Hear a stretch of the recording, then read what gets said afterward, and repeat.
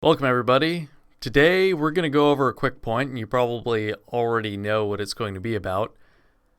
Remember to upgrade your phone before you DeGoogle.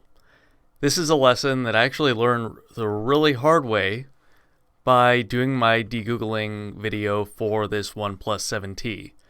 And it's something that I should have known way better because all of the forums warned about it, but I wanted to make a concise video, and I figured that if the device had never been turned on before, that it would give a really clear example video for you. But for those of you who followed my instructions, please consider reflashing Oxygen OS and then re-updating to the latest AOS IP version. It's going to save you a little bit of heartache. In simple terms, what happened was with the February 13th update to AOS IP, my phone updated without incident, and it worked fine for about a week.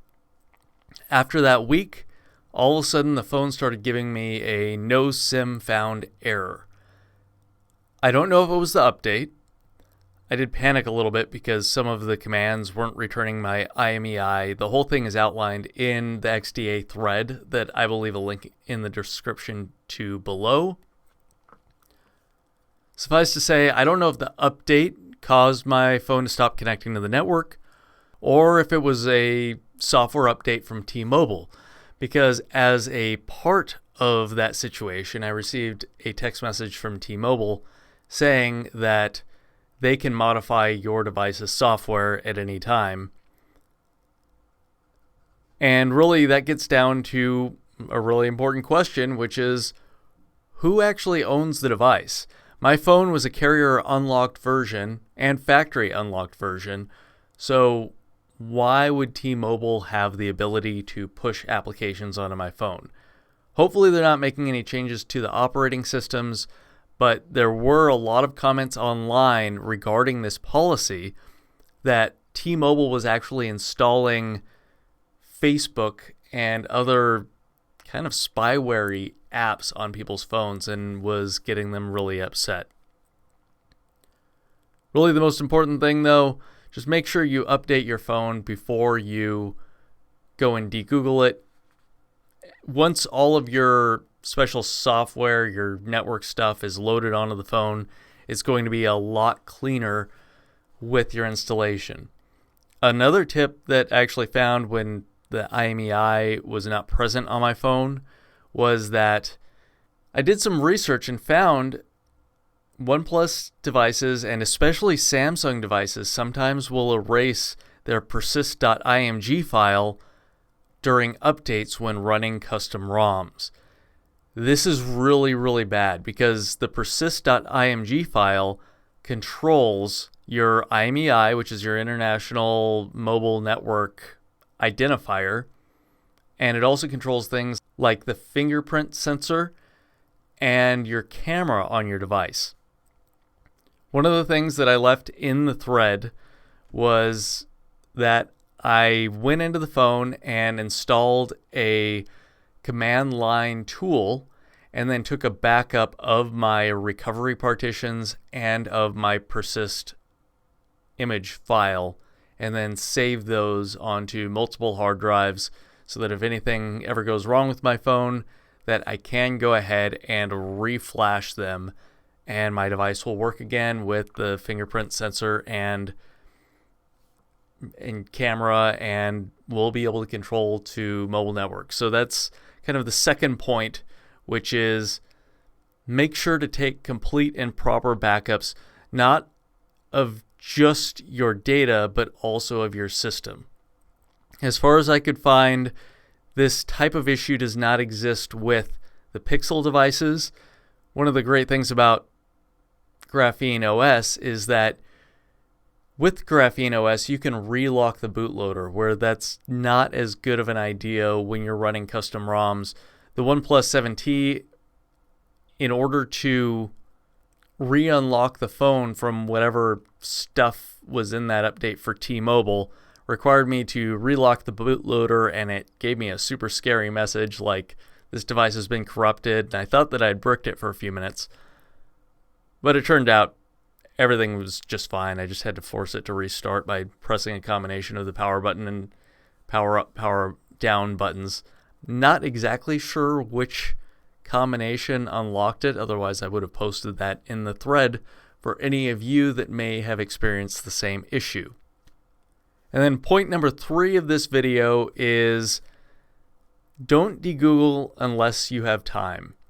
The Silicon Valley companies, as much as I hate on them and you probably dislike them as well, they do bring a level of convenience that is super hard to match. And so if you're going to disconnect, make sure that you have some time that you can dedicate to the process of disconnecting from them.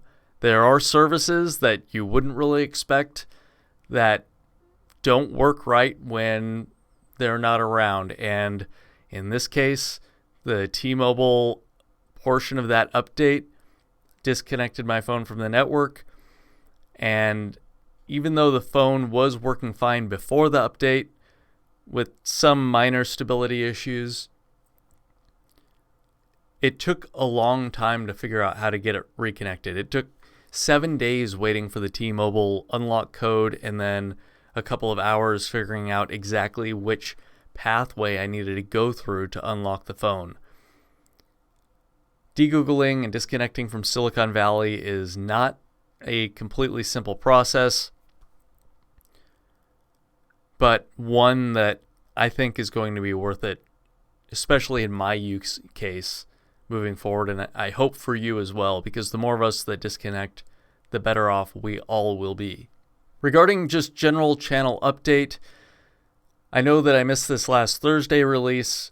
Moving forward, you'll probably be able to find videos published to the channel once every other week.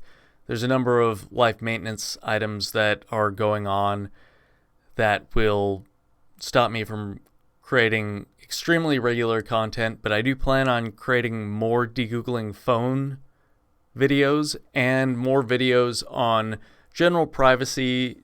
Number one, the mindset of it from the perspective of someone going into it, the mindset of people who are resistant to privacy technologies. One of the big pushbacks that I get a lot of the time is, what are you trying to hide? And the answer, of course, is nothing, because any of these privacy type ventures are things that can be easily cracked by any kind of state actor. General tips and tricks for those of us that have already disconnected from our Android devices, and how to maintain our privacy or to enhance our privacy after we've already given a ton of data over to vendors like Facebook, for example.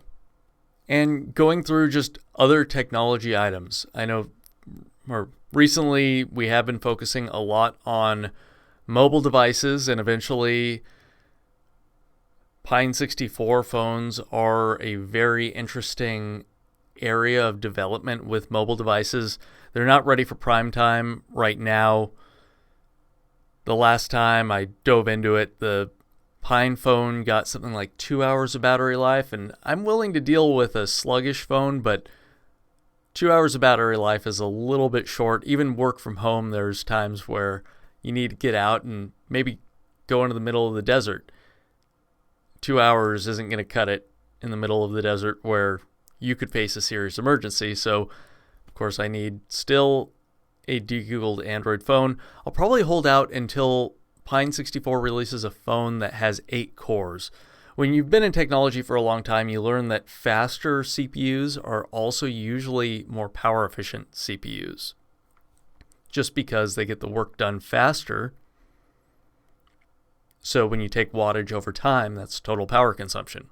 If you are looking around, if you do have questions, you can always contact me using the comments down below in any of my videos.